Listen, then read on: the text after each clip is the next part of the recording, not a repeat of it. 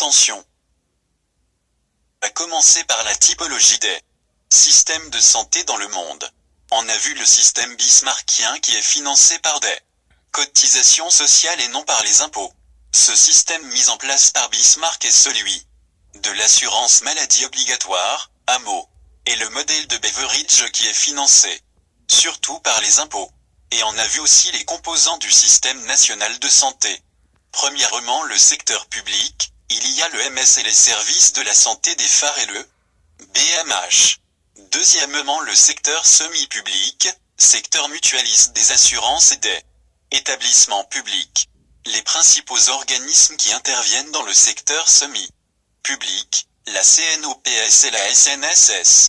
Troisièmement, le secteur privé, les cabinets médicaux, dentaires et les cliniques privées. Quatrièmement, le secteur traditionnel, comme la médecine traditionnelle. Et on a vu aussi l'organisation du ministère de la Santé au niveau central, la ministère de la Santé, le cabinet du ministre, et l'inspection générale, et les directions centrales, constituent le centre de conception de l'action sanitaire, de direction et d'inclusion des structures qui leur sont attachées, divisions et services. Les directions assurent les grandes tâches du département, et on a étudié aussi l'organisation des services déconcentrés du ministère de la Santé.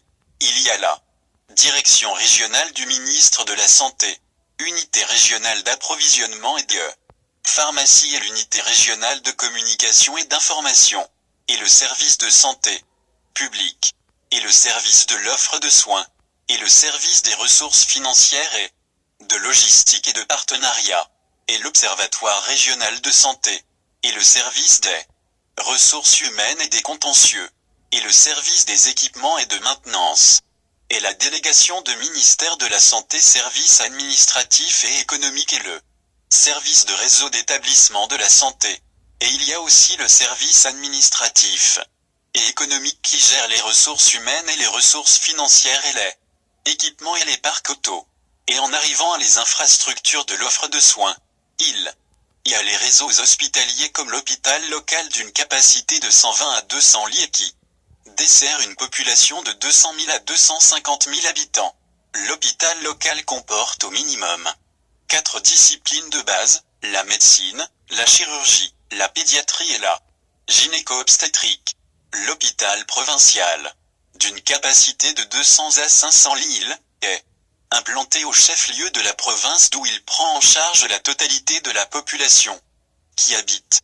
L'hôpital provincial comprend en plus des 4 disciplines de l'hôpital local, la dermatologie, la psychiatrie, la radiologie, l'ophtalmologie, les urgences et la réanimation. L'hôpital régional dessert toute la région concernée, sa capacité est de 500 à 1000 lits et comprend outre les disciplines de l'hôpital provincial le service des brûlés, la gastro-entérologie, l'oncologie, la réhabilitation, l'otorhinolaryngologie, ORL, et la cardiologie. L'hôpital universitaire, sa capacité est supérieure à 1000 lits. Ces centres sont hautement équipés et disposent de toutes les disciplines et ont une vocation de formation et de recherche médicale.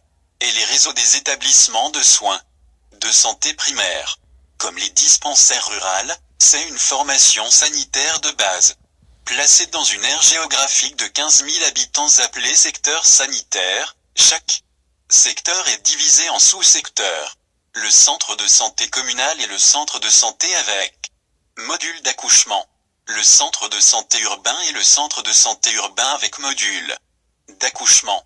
Et les structures d'appui du réseau de SP comme le centre de diagnostic polyvalent et le centre de référence pour la planification familiale et le centre de diagnostic de la tuberculose et des maladies respiratoires et le laboratoire d'épidémiologie et d'hygiène du milieu. Et finalement le rhizome il y a le chrome dans le cerveau, et le ROR dans les yeux, et le gram dans les oreilles, et les RSSB et le SMUR et le SU dans les mains et les pieds, et le DR dans le milieu, et les ressources humaines dans le cœur, et le SESU et le SAMU dans le sac finalement. Merci à notre professeur monsieur Moussaoui Mohamed et aussi mes amis les SUSI et les AR. Merci de votre